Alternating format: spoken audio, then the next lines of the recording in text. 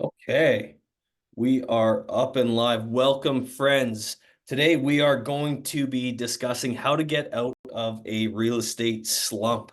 And this is actually a perfect topic for something we've been sensing on our team the last few weeks is just a little bit of dip of business. It's something that I'm very aware of, not only from a team leader standpoint, from chatting with a lot of clients of ours, but also just from doing transactions myself too. And I know I have a toolkit of things that I can use or pull from to get out of slumps. And I think it's a great topic today to kind of spend the next 40 minutes and dive into. Couldn't agree more, man. This time of year is funny, right? Kids are just about out of school, and the weather's changing. Their patios are opening up, and it's like agents, I think, are wanting to enjoy the spring a little bit more, summer a little bit more. Clients are wanting to do the same, and there's reasons for there not to be business, but that doesn't mean that we don't want to do business, right? 100%, because like at the end of the day, I think starting point is like acknowledging that it is a cyclical business. Like there are transactions happening all the time. But I Hmm. think what's interesting is just acknowledging like there are ups and downs in the market and there is some nuance to an annual year. Obviously, yes, everyone knows we're going to be busier in the spring and in the fall. But then if we drop down a level further, it's like, hey, in our own transaction business, in my opinion, how can we insulate ourselves from that roller coaster of emotion and more just elevate our business levels to where, yes, we acknowledge there's going to be dips and there's going to be peaks, but how can we ride those peaks for as long as possible? And how can we make those dips more like just a blimp? And maybe it's a 1 week kind of stall out as opposed to a month, 2 month turns into a quarter, and then you start panicking, right? So maybe speak to Court a little bit more high level of what an agent can kind of expect out of a calendar year, and then also maybe dive into kind of what those busy seasons and what's kind of churning out that business and making the market kind of spike. Yeah. Well, I think first of all, we got to recognize that there's different people watching from different regions, right? And so, we're in Southern Alberta, Canada. We have, a full-on winter. We have a full-on summer. That's a proper four-season, place. Whereas if you're in Florida or Australia, the seasonality is just different. And so I think it's most important for folks that are watching today, Ryan, to recognize that to a degree, you're going to have to understand what your real estate cycle looks like. And so, going back probably a decade or so, I wanted to have better control over my business. And so I just made a point of going into my MLS historical data and I grabbed 3 years worth of data. And then I just laid it out in an Excel spreadsheet so that I could see when business was historically closing. I just got some averages. Now, what I found with respect to that, and I took, of course, a cross section of all the markets that I served, all the types of properties that I sold. I learned that 20% of the business was going to be closing in Q1, 40%, no, sorry, 30% was going to be closing in Q2, another 30 in Q3, and then finally in Q4, another 20%.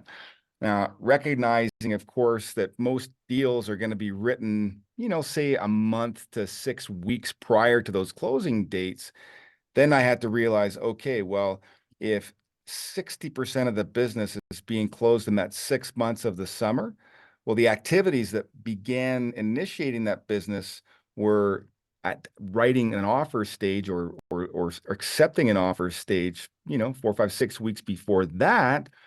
And then if we wanted to be honest with ourselves, like where in the life cycle did the relationship get initiated prior to that? So you have to like back up, all these phases of the relationship and start looking at, okay, where am I first making contact? At what point am I following up with this person? How many times? And when do they actually take action? And here's the truth of it. None of us knows. Okay. None of us knows when these people are going to close. But I just wanted to recognize that, listen, if I'm going to do 100 deals in the year, I'm not expecting to do 25 in each quarter. I'm expecting to do 20 in Q1, 30 in Q2, 30 in Q3, and 20 in Q4. And I can have a great year then. But if I'm doing 10 in Q1, right, and 30 in Q2, something's up with my business. Something's up with me, my lead generation, my follow-up.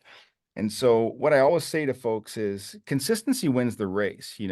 I'm not an advocate for, someone, getting busy in summertime and then all of a sudden prospecting 5 hours a day for 6 months straight.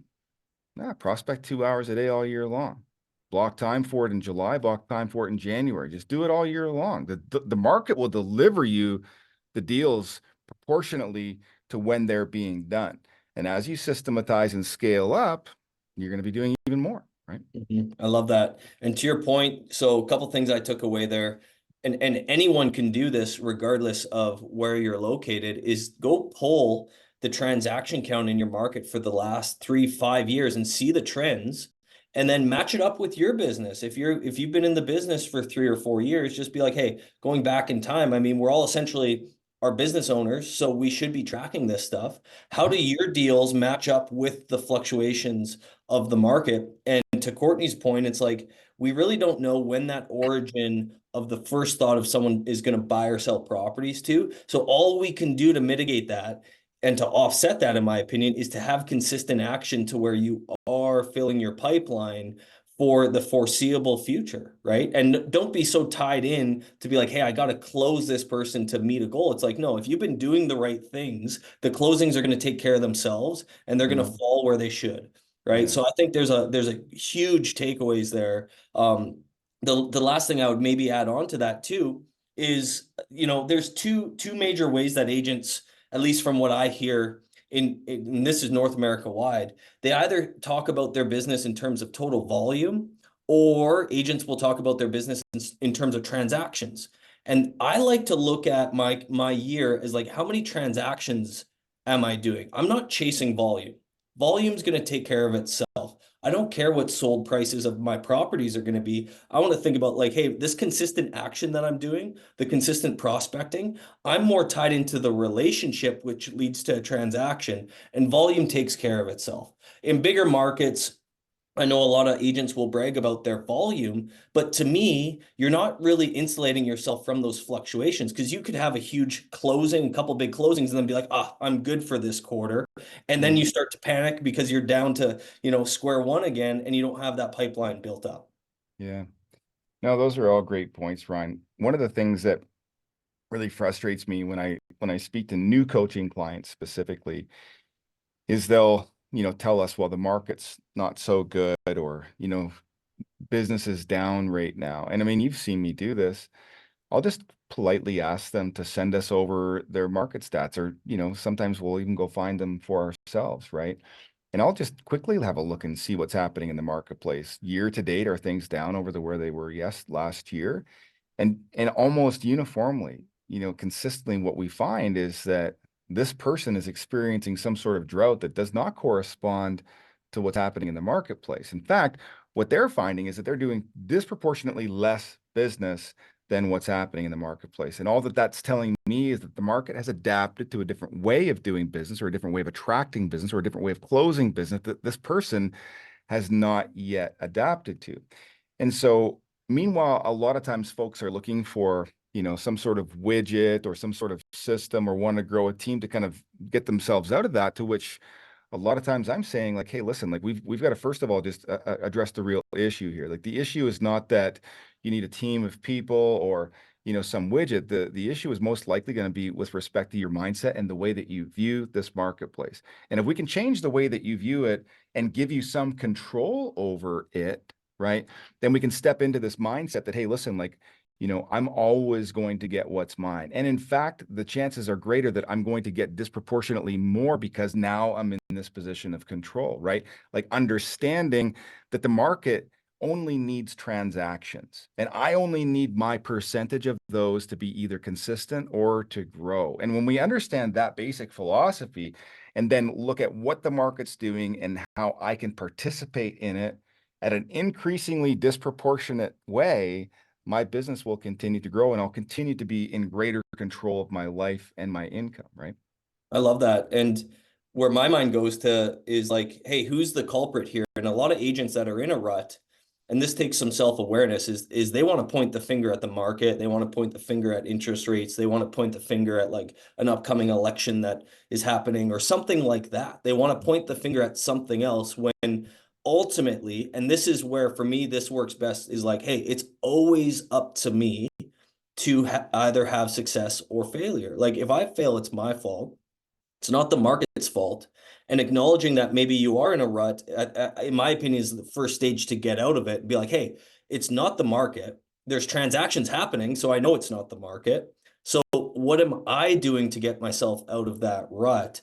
And the more inward that we can look, or at least start there, then in my opinion, it's like the starting point to start building back up, and then having hindsight to be like, hey, I'm not going to feel this way again. So as I start to get busier, we need to make sure that we're still prospecting, we're still doing those things that are getting us out of this rut forever, in Yeah. my opinion. One of the things that I was really, really guilty of a lot of times, and to a degree, I still find myself doing this in different parts of my life now, Ryan, is I would have this kind of like all or nothing mentality as it relates to my business.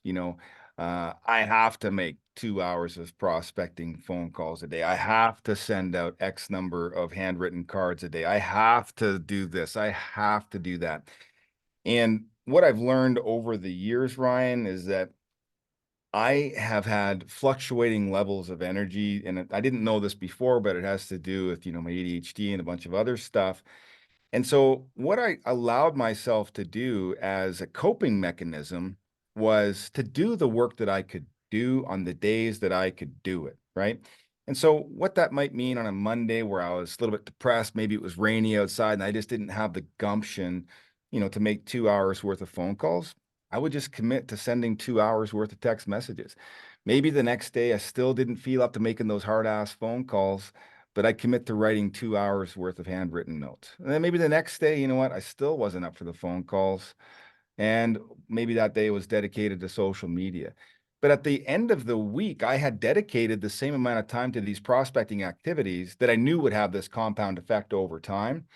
Recognizing that, yeah, that's not ideal. Like I'm a big believer in the phone call being the number one thing that we can do, connecting voice to voice, lots of emotion, but giving myself permission to not be at 100% all the time and just treat this like a job. Like at the end of the day, if I wasn't doing this, I'd be working for somebody else. And you can be damn sure that that boss would make sure that my job was being done for at very least 2 hours of the day, right? Maybe I could fake it for the other 6, but there's going to be some work that they're going to force me to do. And I just looked at that like being my prospect. Like whatever else happens, man, if I just get this one thing done, I can go shop for groceries. Okay. I can go to the gym.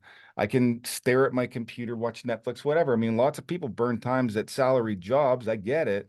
But that was one thing that I was just never prepared to negotiate with myself, was whether or not I got that 2 hours in. And yeah, I sold hundreds, I don't know how many, maybe thousands of homes just with that basic principle. And for me, that allowed for these funks to come and go without me having such judgment around it that I would just fall down and feel like I could never get up. Like I could lay in bed and get my job done for the day if it was that bad.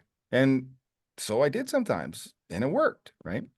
Yeah, it sounds like to me it's just those little things that just keep the ball moving and don't let it stop, right? Yeah. And I think there's a lot of, in my opinion, good habits that get built over that, because you are still doing those revenue producing activities that are going to get you ahead and in my opinion beat the market.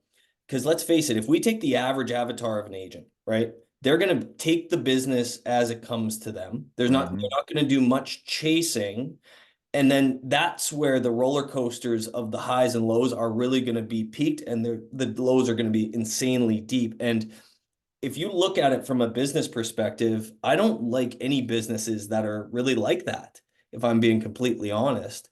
So it's like, hey, how can we have fluctuations in our business and be okay with a little dip, but know that we're still doing those things every single day to where naturally you're going to come up and out of it and ultimately take more business in those Hmm. peaks and try to ride those out for as long as possible. Now, maybe Courtney, share with us some things that when things are going well, if you are rolling, what are some things that could maybe prolong that good run of business or make that last for as long as possible?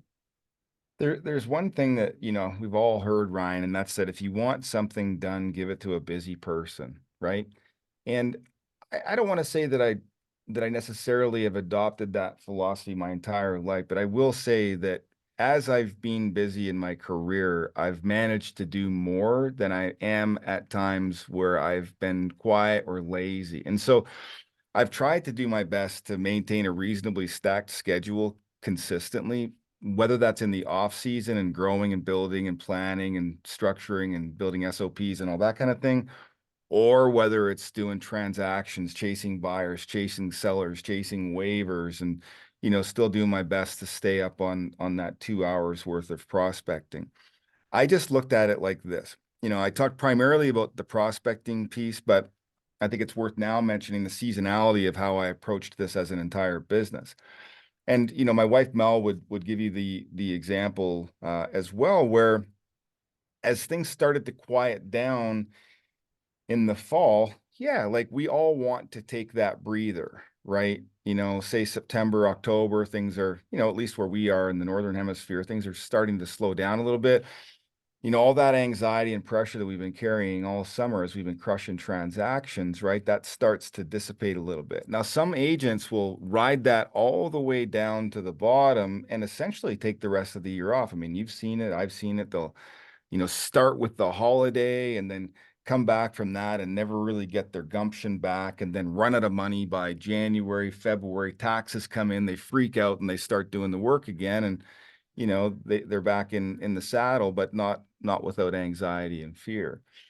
And so what I settled on was that, there's different things in the business that I like to do. And I get that this may be unique to me, but I'll share the story anyway.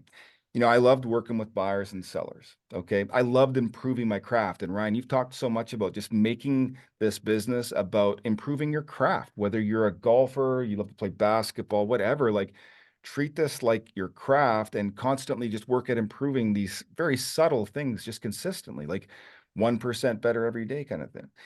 And so I looked at, the busy months being about the clients and the efficiency and how to structure my schedule so that I could get more done in less time. And, would it be best for me to then email a, pre-listing presentation and send a video here rather than do a personal pop by? Like at every juncture, I was trying to find more ways to compress my day, to do more with less energy and less time.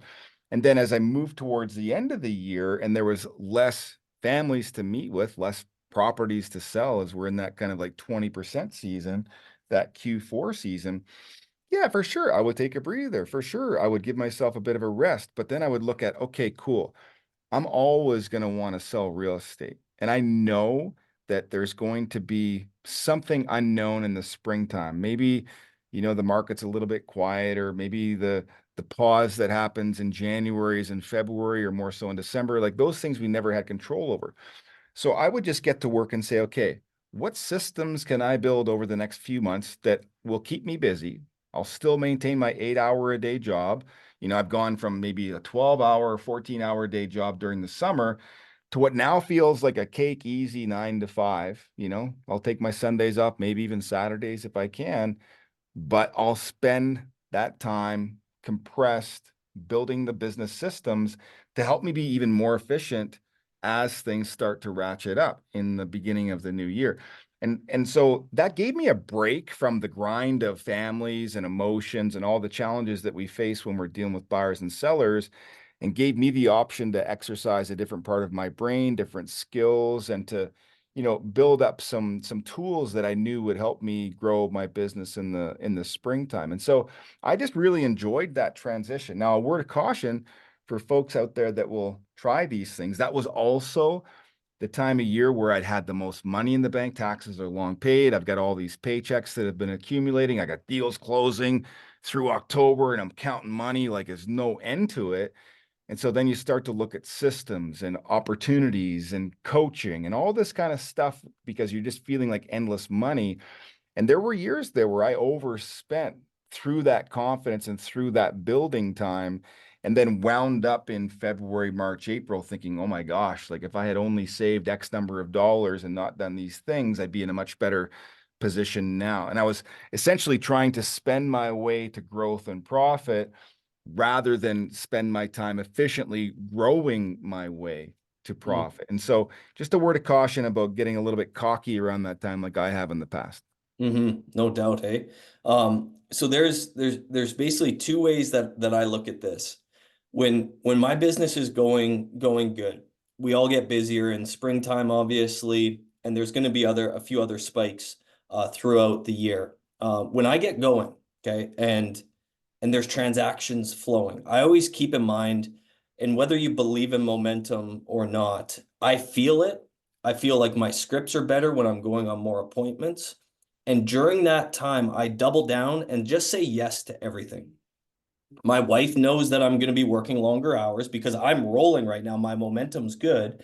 Any opportunity that comes up, I'm going to be saying yes to because I know that I'm on a run of business. That's how I want to prolong those good runs of businesses because for whatever reason, I see real estate much as I see athletics, whether it's hockey or whether it's golf. Momentum is a real thing. It's something that you can't touch. It's intangible, but we all know it's there. And I feel like when I have that momentum going, the more I say yes to things, I can get an extra 3 or 4 deals out of that really good run of business. Hmm. Now, on the flip side, if things are in a lull, say it's wintertime, for example, if you're feeling crappy as an agent, you're feeling like the market's slower, I try to find something to at least spark some motivation. And for me, that's as simple as just acknowledging, like, hey, if I feel a little bit down, hey, if I'm feeling the market being slower, that means my competition, i.e., other agents in my market, are feeling that same way. They're probably running around at a 3 out of 10 energy level, right?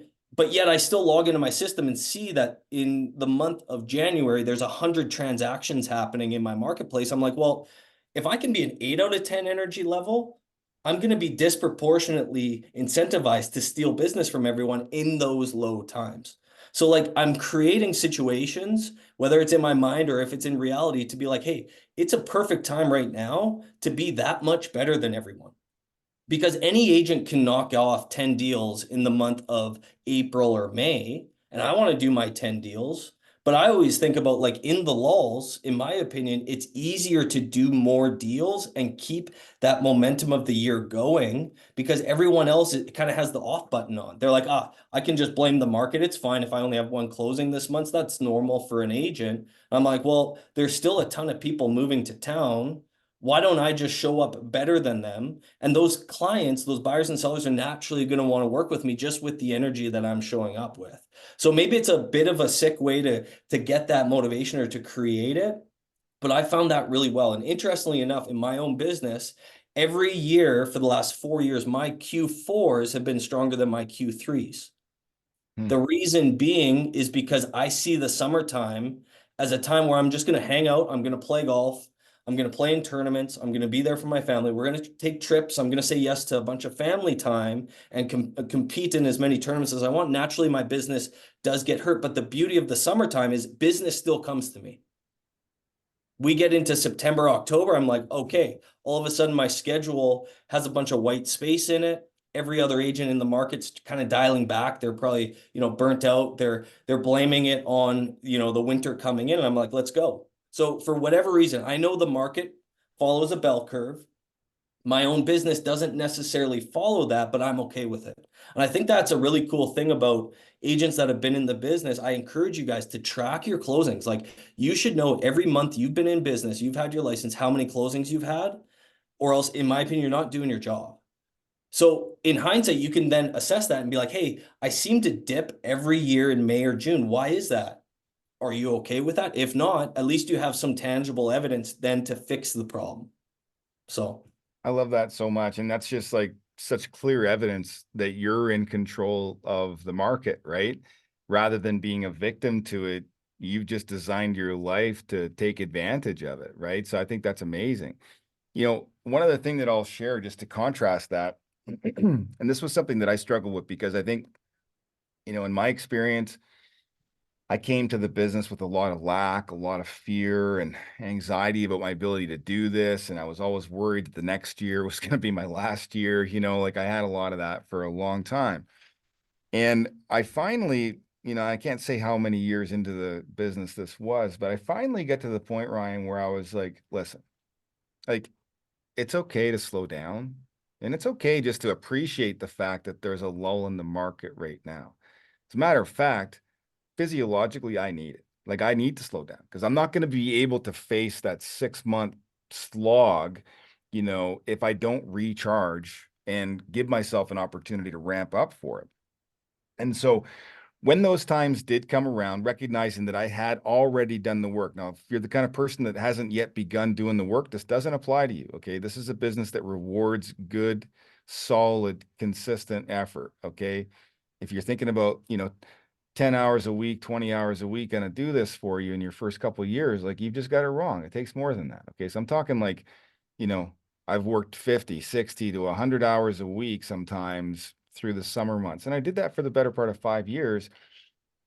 When the winter would come around, whatever, the fall, I would just think, man, you know what?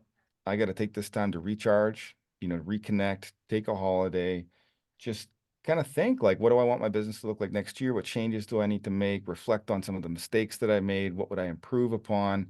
And just like do a bit of soul searching and recognize, man, like that's just best done chill without a whole bunch of stress, not working these 100-hour weeks, but maybe working a 20 or 30-hour week. But the one thing, Ryan, that I was never, ever going to let go of was that consistent daily prospecting. Like it's just something that I always did.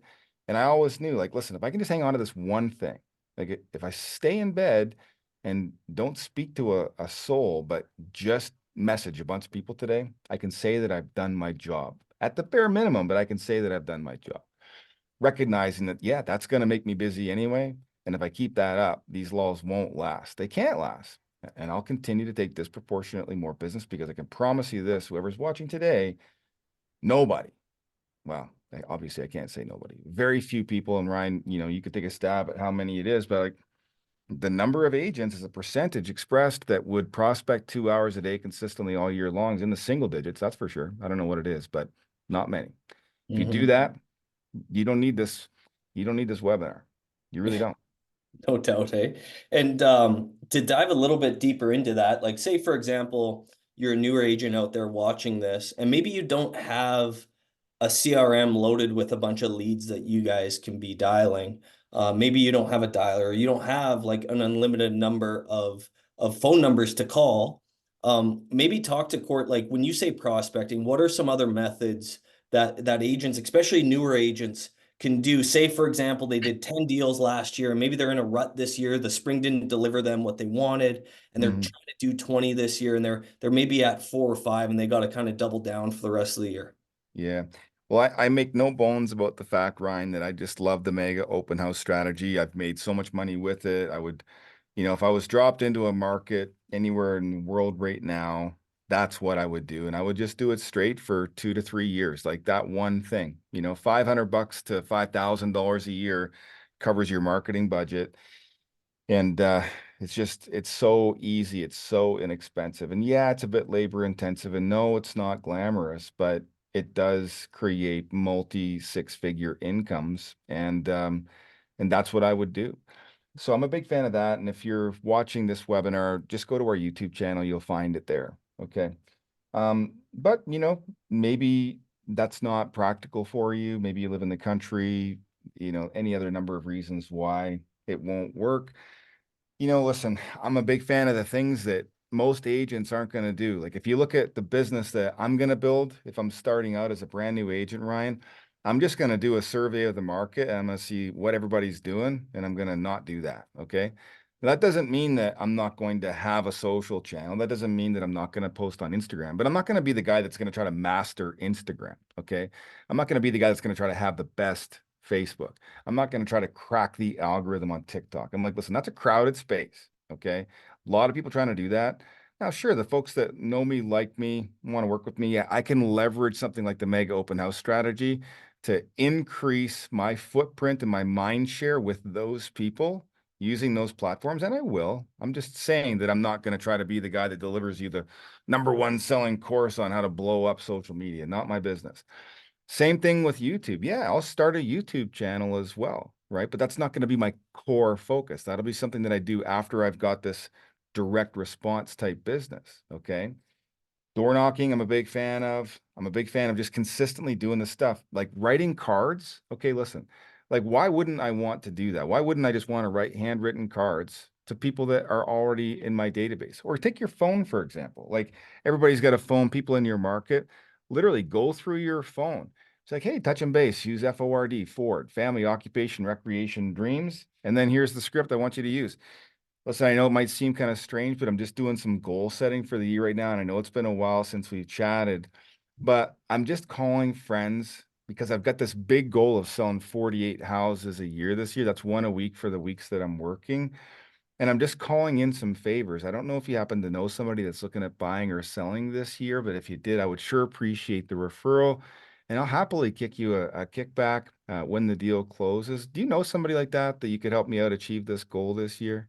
Like, I'm just going to start with my phone, right? Mhm. Like, so easy. Carry business cards with you. One of the things that I love, Ryan, and this is great for bird dogging, right? We've talked about this in some of the courses that we deliver.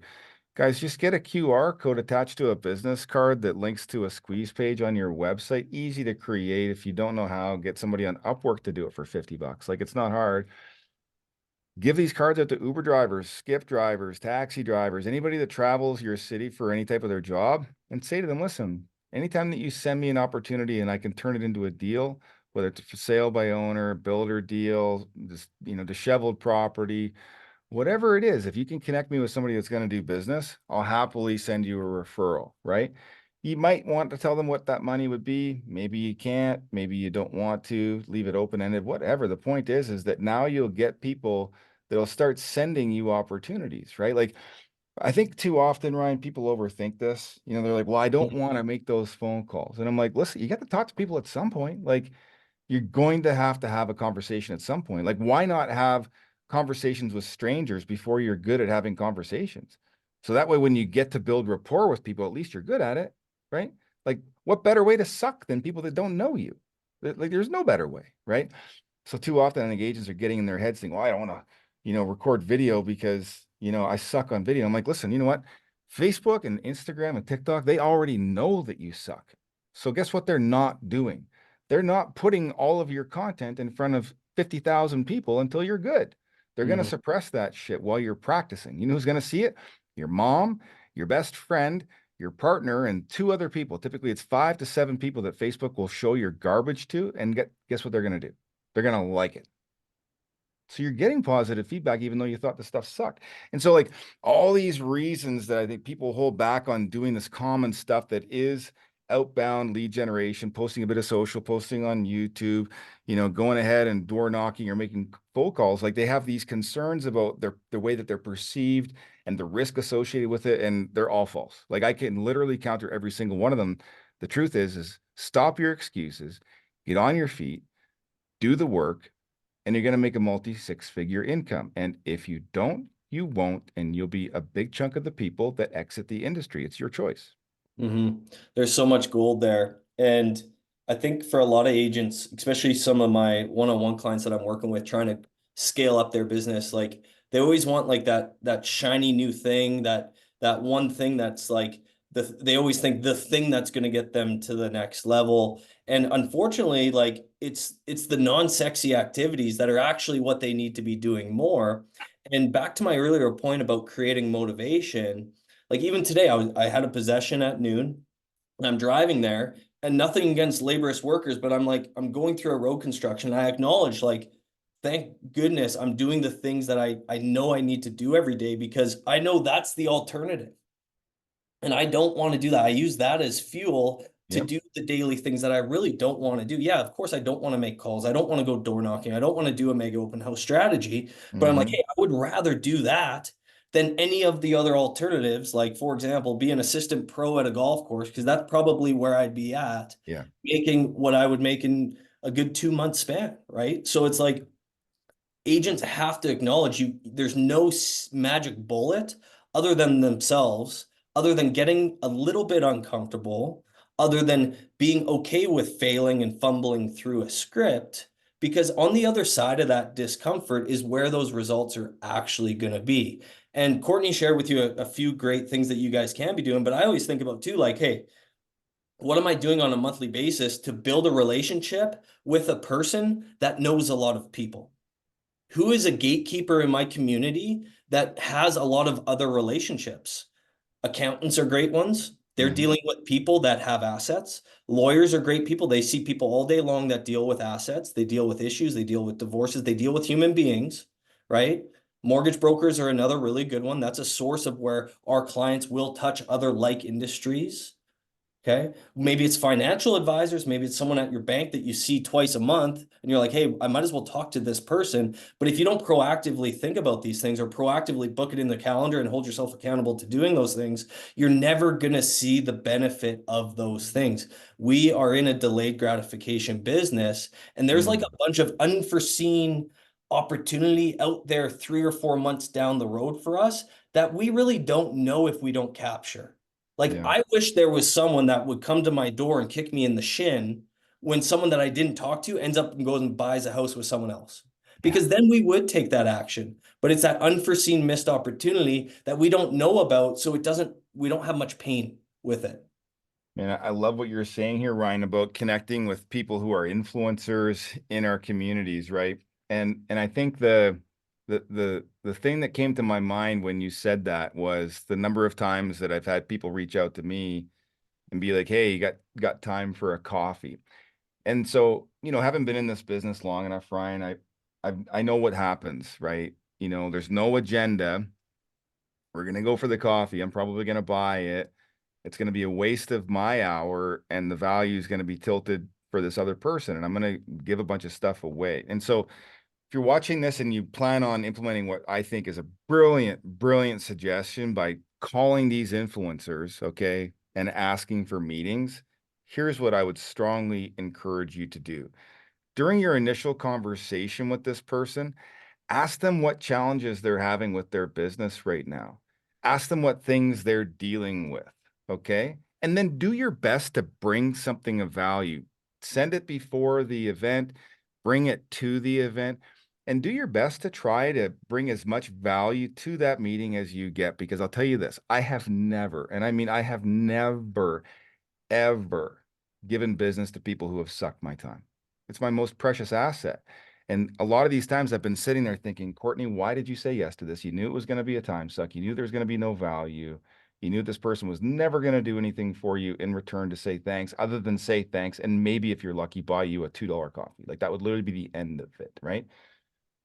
Then you meet with people who you talk to and you need a favor from, and then they ask you what they can do for you. And I'm like, Mhm. that's different. And then you start to realize that reciprocity is where it's at. And so if you start with reciprocity, Ryan, call a lawyer up and say, hey, listen, you know what? I'd love to get together with you just to chat about business and see how things are going for you. Maybe share some ideas. Let me ask you, what's going on for you?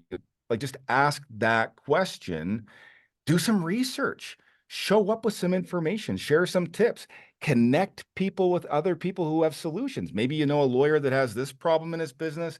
And because you've been prospecting lawyers and been asking this question, you know another lawyer that has a solution to that.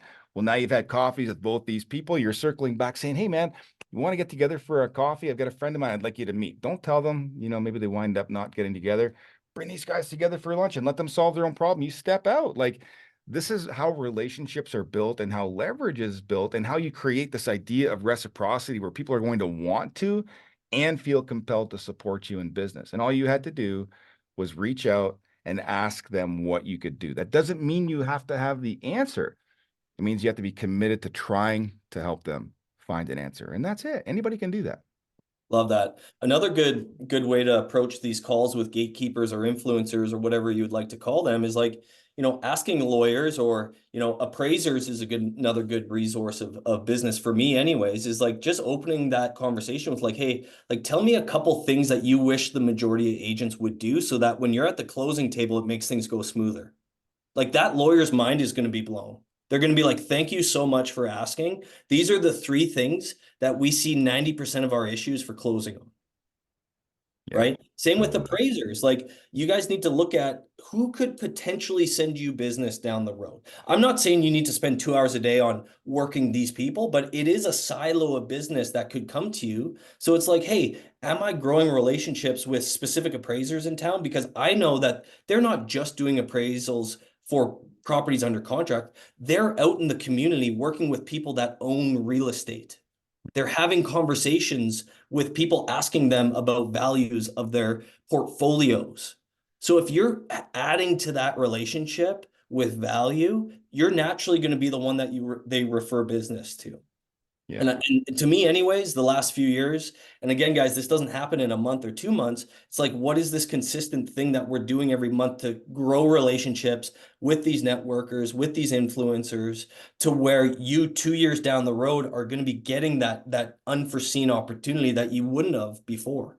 So it's all these little things. It's not just one magic bullet. It's like, what are the small tasks that we're doing every single day to either get you out of that rut or make sure that your rut is just a little blimp in the road and you can actually enjoy that downtime. Yeah. That's when you guys start to get to mastery level, is that if you are a little bit slower, maybe you only have 1 or 2 deals going on, but you can really take that time off and be like, hey, this is okay. I've been through this before. Business is naturally going to come back to me, and I'm going to use this time to recharge my batteries and then hit the ground running, because a lot of agents don't get that.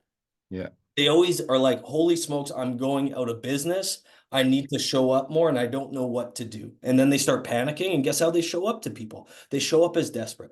They do. People And don't it want to doesn't do work. business with agents that are desperate. No, people want to do business with folks that are of service and have value to add. And you reminded me of something else that I used to do as well. And so glad that we have these conversations, Ryan. But I would on a day of the week typically try to stack a bunch of meetings, right? And so at the end of the year or the first of the year, when I still had some time and energy, I would stack meetings, right? And I would oftentimes stay at the same place. Okay. This is kind of a funny thing to admit, but let's say, for example, there's a particular coffee shop that I like around here called the Penny Coffee House. Okay. And so what I would do is I would book, say, a noon meeting, right? Noon to 1 with the guy for a coffee, right? And then I'd book one from 1:30 to 2:30, same place. And I would actually just step out, go to my car, refill the meter, and then go back in, only so that the person that I was just meeting with would leave, right? And then I'd go back and take my next meeting. I would literally just hold shop there all day, just chugging coffee and eating cookies or whatever, and just meet people all day. Like it was just like an office for me. And then what I would do is go home and send them a video of some sort. Now, back in those days, I think I was using like BombBomb, maybe it was Vidyard. I forget what it was, but I would just email them a video, right? So that night you can do that. And you can set a delay on those things if you want, but do it either that night or the next morning, whatever. And then the next morning, I would write them all thank you cards, right? Drop those into the mail. And the thing I loved about sending a thank you card, Ryan, takes like what, like 7 days, something like that, to get a piece of mail in your city to somebody else's office, right? So now, like a week later, they're getting another piece of content from me. So they saw me, they got the Vidyard, and now they got the card. Like, and guys, listen, I know what you're thinking. You're probably thinking, well, listen, that lawyer's got his guy, that accountant's got his guy, this person has his guy. Listen, we're a team that sells 600-700 homes a year, whatever it is. The number of times where I've had somebody come to me knowing that we have an in-house person and just saying, hey, listen, just wanted to sit down with you, see if there's something we can do to support the growth of your business. I'll sit with that person. And then next thing you know, 3 months later, something happens. The relationship falls apart and we need a guy, we need a gal. And this person's just taken the initiative, despite the fact that I clearly already have that hole filled. Well, now I don't have to go too far. Like, don't worry about who's got relationships with whom. Relationships can be fleeting. And if you're the kind of person who invests in relationships and brings value to the relationships that you have and are building, you can be next up. Okay. And being next up is just as good as being up now, except you don't want to lose that seat. And if you do, you want to keep on making sure that you're there for somebody else, right? So true. It's all good until it isn't, and then someone needs someone. And you're going to go True. with that person that's had Yeah. their hand up kind of on the sidelines, right? Yeah. Ready to participate, ready to help, not asking for anything in return, just recognizing that things happen. Mm-hmm. Mhm. Another good strategy to kind of get out of that slump, or at least something that I've used in the past, is like, hey, okay, this week, can I just get 10 relationships? Like, how can I go and just have 10 good conversations with a stranger and collect their information, right? And Yeah. if we can think of ourselves as like, how can we grow relationships, start relationships, grow relationships, and how can we just be a mecca of collecting contact information? To me, those are good weeks too. Mhm. It's like, hey, now we have information to continue to follow up with people, put them on a two times per month kind of educational drip of what's going on in the market on an email campaign, super simple to do, but we need to at least create our own spark to then build a fire, in my opinion. And a lot of agents will just look elsewhere and be like, hey, something needs to come to me in order to spark that. And I'm like, no, it starts with us, and we can be the ones to spark it and then have a nice run of business and acknowledge like, hey, let's not go back there. Like that was not that fun. Yeah. So again, guys, I'll finish this up. I'll throw it to Courtney for final thoughts, but like remember, we're in a human relationship business, not a house selling business. So if we can consistently pour love into relationships and grow the relationships that we currently have and then back funnel them with new relationships, you're going to build a business. You're not just going to have a job that gets you a paycheck when you sell a house. You're going to eventually build a business that's feeding your own transactions to Yeah. where your job will get easier as the years go on. Yeah, and your own repeat and referral business is a testament to that, Ryan. And one of the things that I love about the way that you structured your CRM, and it's very basic, right? You know, you have like I think you position it kind of like a sphere, right? You've got people that are at D's, you want to bring them to C, you want to try to get them to B, and then you want to try to get them all to A's, which are your massively referring people that you're constantly in touch with that are adding lots of value to your business. And if you're just working at adding people to your sphere and by bringing them value, loving on them and caring on them, organically, those things will start to happen. So long as you're mindful of that being your job and consistently bringing value to the people that are in that system, right? Yeah, yeah, I love that. And I simply just go 1 to 5 stars, right? And I audit those past clients every single year. And maybe someone moved out of town, so I bumped them down from a 4 star to a 3 star. Well, that means they get different things from me, right? Maybe someone sent me a ton of business and they were a 3 star. Now I bump them up to a 4 star, right? And it's anyone can build a framework out that makes sense to them. I like to keep things incredibly simple because in my opinion, it doesn't need to be complicated in order to get results from. And I think that's, especially in this day and age with all the systems, all the tools, all the apps, we can really overcomplicate our real estate business. But when we come back to the core of it being a relationship business, it's like, oh, well, that's pretty simple. Why don't I just have a tiered structure for what I do for certain people? And that's it. Yeah, get to work caring on people. Yeah, love Yeah, that. good Okay. job. Well, Yeah. let's wind up, guys. Again, visit our YouTube channel for any of the things that we mentioned today. Open house, mega open house strategy. All the scripts are in there, and we'll see you guys again next week.